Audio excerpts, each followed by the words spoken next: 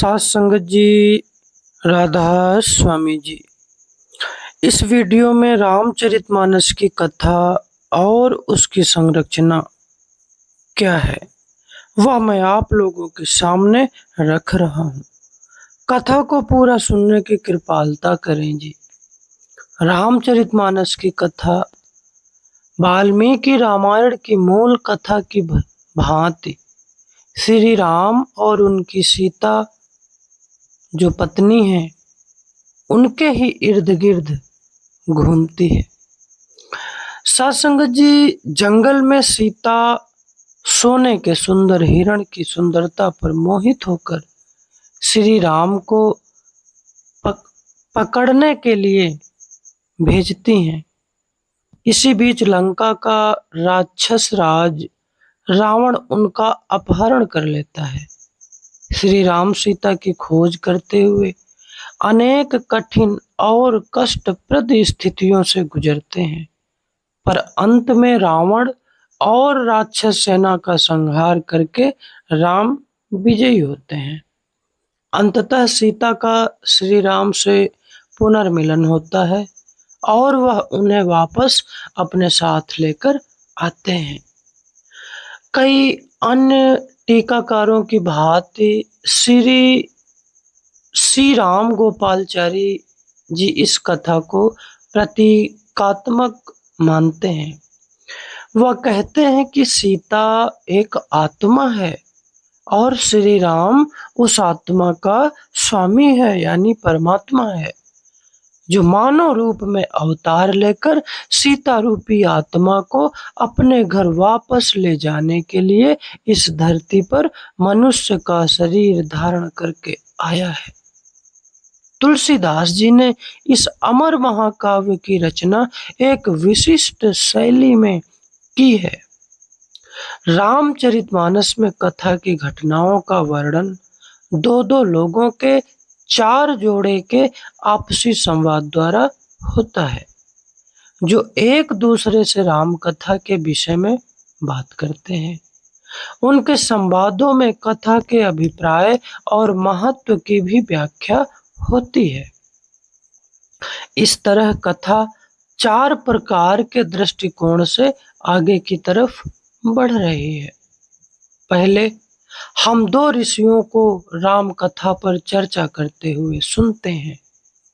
जब ऋषि भरद्वाज विनम्रता पूर्वक महाज्ञानी ऋषि याज्ञवल्क्य जी से राम के वास्तविक रूप के बारे में पूछते हैं, तो इस प्रश्न का उत्तर देने के लिए ऋषि याज्ञवल्क्य उन्हें भगवान शिव और उनकी अर्धांगिनी पार्वती के बीच उस वार्तालाप का उल्लेख करते हैं जिसमें शिव एक कथा के माध्यम से इस संसार के माया रूप और ईश्वर की वास्तविकता का वर्णन करते हैं।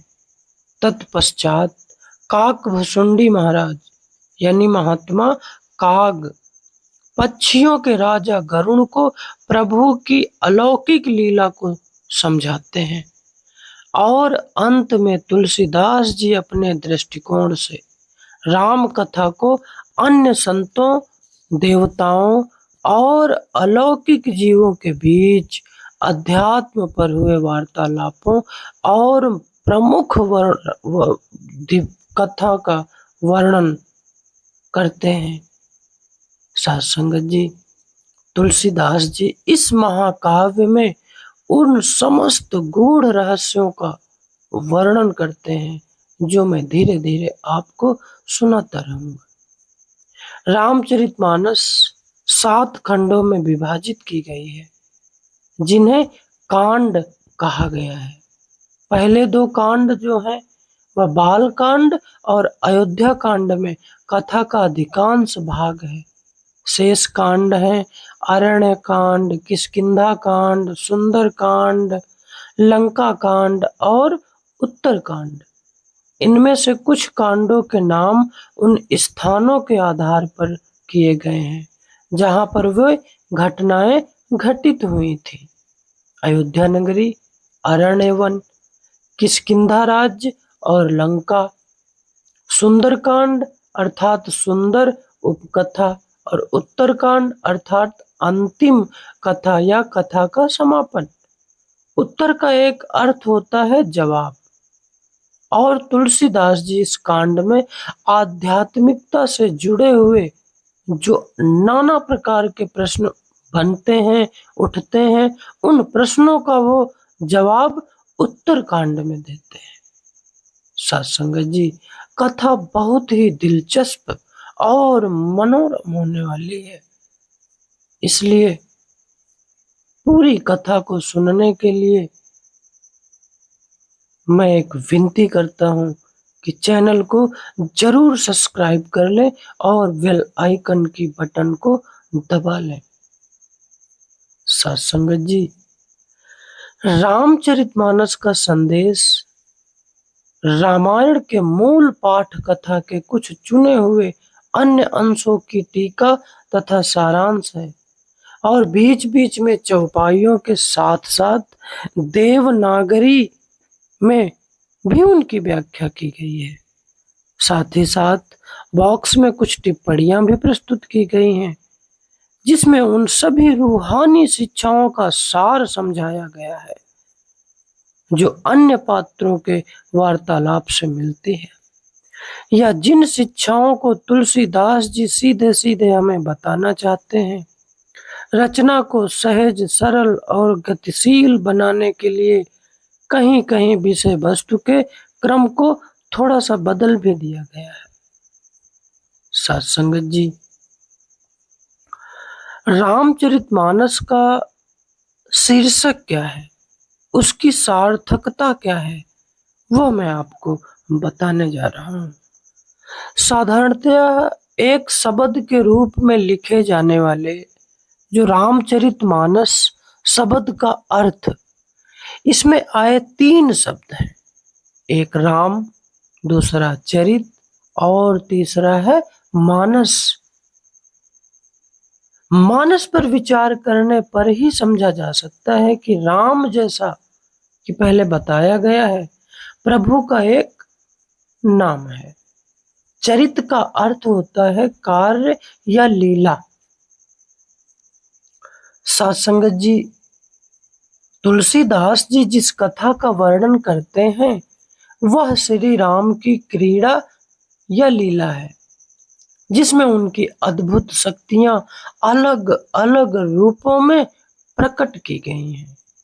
मानस, इस शब्द के अनेक जटिल और बड़े सूक्ष्म अर्थ हैं। इसका अभिप्राय आंख से भी हो सकता है, आंतरिक आंख या अंतर्दृष्टि से भी हो सकता है। इसका संबंध सरोवर से भी हो सकता है, विशेषकर पवित्र जल सरोवर से। विशेष रूप से इसका तात्पर्य सूक्ष्म मंडलों के मार्ग में आने वाले उस दिव्य सरोवर से है जो मान सरोवर के नाम से जाना जाता है। इस सरोवर में ही आत्मा स्नान करके जो आत्मा पर जन्म जन्मांतरों की मैल लगी होती है वह धुल जाती है। तुलसीदास जी कहते हैं कि राम कथा अंतर में जगमगाने वाला एक गुप्त और दिव्य सरोवर है। इस तरह प्रस्तुत रचना को रामचरितमानस शीर्षक देकर तुलसीदास जी शायद समस्त जनमानस को जो अध्यात्म की तलाश में लगे हुए हैं या अध्यात्म की रास्ते पर चल रहे हैं, उनको यह समझाना चाहते थे कि व्यक्ति प्रभु की क्रीड़ाओं या अलौकिक लीलाओं को अपने अंतर में आंतरिक आंख से देख सकता है। इस प्रकार इस शीर्षक का अभिप्राय उस आंतरिक दिव्य क्रीड़ा से है जिसे अपनी आत्मिक शक्तियों का विकास करने पर अंतर में प्रत्यक्ष ज्ञान के रूप में अनुभव किया जा सकता है। इसी तरह शीर्षक का यह भी अर्थ लगाया जा सकता है कि राम कथा को ध्यान पूर्वक सुनने से हमारा मन पवित्र होता है। इस महाकाव्य को एकाग्रता से पढ़ने वाले को भी ऐसी अनुभूति होती है जैसे उसका मन पवित्र सरोवर में स्नान कर रहा हो। रामचरितमानस में तुलसीदास जी इस शीर्षक का महत्व बताने के लिए कई स्थानों पर इसके अर्थ की ओर ध्यान आकर्षित करते हैं। आप जी कहते हैं, आज धन्य मैं सुनहु मुनीसा, तुम्हारे दरस जाहि अगस खीसा, बड़े भाग पाई सतसंगा, बिनहि प्रयास होहि भव भंगा। हाथी जैसा जो मन है और यह इंद्रियां सुखों में लिप्त रहती हैं और इसी के कारण यह झुलस रहा है। इस सरोवर में डुबकी लगाकर अवश्य वह आनंद को प्राप्त करेगा। असमानस मानस चख चाही, भय कवि बुद्धि विमल अवगाही, भयहु हृदय आनंद उछाहु, उगमेहु प्रेम प्रमोद प्रभाहु। इस मानस रूपी सरोवर को आंतरिक आंख द्वारा ही देखा जा सकता है। इसमें स्नान करने से बुद्धि की मलिनता दूर हो जाती है, हृदय आनंद और उल्लास से भर जाता है और प्रेम तथा आनंद का प्रवाह उमड़ने लगता है। साथ संगत जी, कथा बड़ी ही मनोरम कथा है। रामचरितमानस एक बहुत ही अपने आप में आध्यात्मिक रहस्यों का एक गूढ़ भंडार है। उन आध्यात्मिक रहस्यों को गोस्वामी तुलसीदास जी उत्तर कांड में सारे प्रश्नों का जवाब देते हैं।